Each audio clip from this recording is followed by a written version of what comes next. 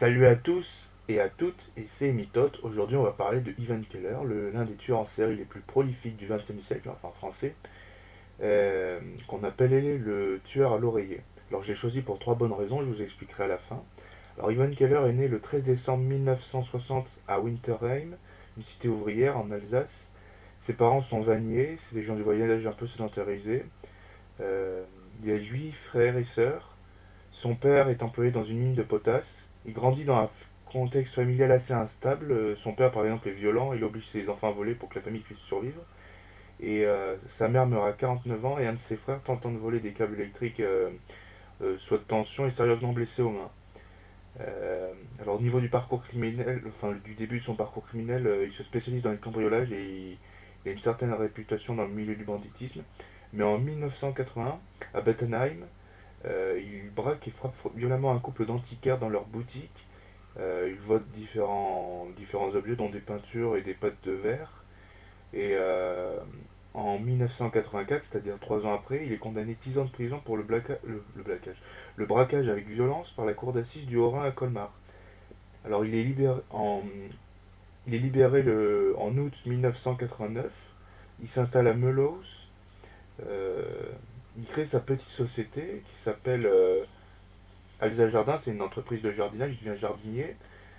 Ses clients et ses voisins le déclarent comme gentil, serviable, compétent et disponible, comme par exemple Ted Bundy et tout, qui était assez gentil d'apparence.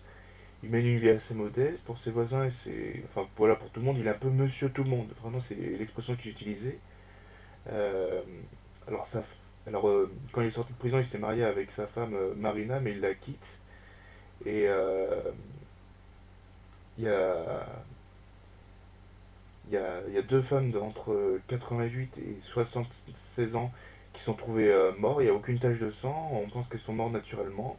En 1993, François de Nicolo, qui est un de ses amis d'enfance, qui servait de chauffeur pour qu'il déposait à 1 kilomètre des lieux du crime, déclarait, parce que c'était un indique de la police, François de Nicolo, euh, que, que Keller était un meurtrier et un cambrioleur, mais la police pense que c'est un affabulateur et un mythomane. Alors du coup, ils ne prennent pas au sérieux et il n'y a pas de suite à ces déclarations. Alors il y a plusieurs autres meurtres également de vieilles dames et de personnes âgées qui ont lieu. Euh, c'est euh, c'est qu'en 2000, qu'au tribunal de Saverne, une instruction est dirigée contre lui parce que, pour une série de cambriolages. Et le 30 mars 2001, l'enquête est close. Le 25 avril 2001, elle aboutit à un non-lieu, c'est-à-dire voilà, l'enquête est terminée parce qu'on ne peut pas enquêter dessus.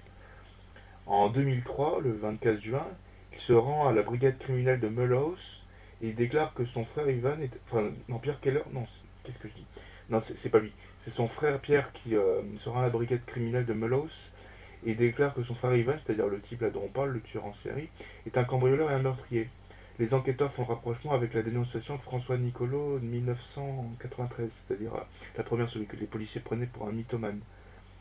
Marina, la première femme de Keller, parce qu'avant il était avec Marina, ensuite avec Séverine, déclare que Keller est un homme impitoyable et colérique et qu'il l'a obligé à se prostituer parce qu'il avait un besoin permanent d'argent.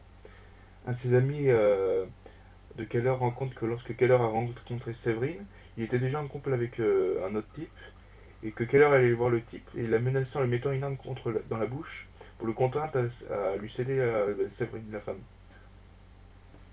Alors, Keller et plusieurs membres de sa famille sont interpellés. Son avocat est Pierre Peter. Voilà. Malgré toutes les demandes du policier, il refuse d'avouer. Et, euh, et au bout d'un moment, il poursuit ses aveux. Il affirme que sa compagne est innocente, c'est-à-dire Séverine, et qu'il s'est toujours introduit seul dans le logement qu'il cambriolait. Ses complices ne lui servaient que de chauffeur, voilà. D'ailleurs, il déposait à environ 1 kilomètre. Et il devait faire le guet et attendre son retour dans le véhicule, comme par exemple Nicolo. Voilà, c'est ce qui confirme la déclaration de Nicolo de 1993. Voilà, il donne des informations sur les cambriolages.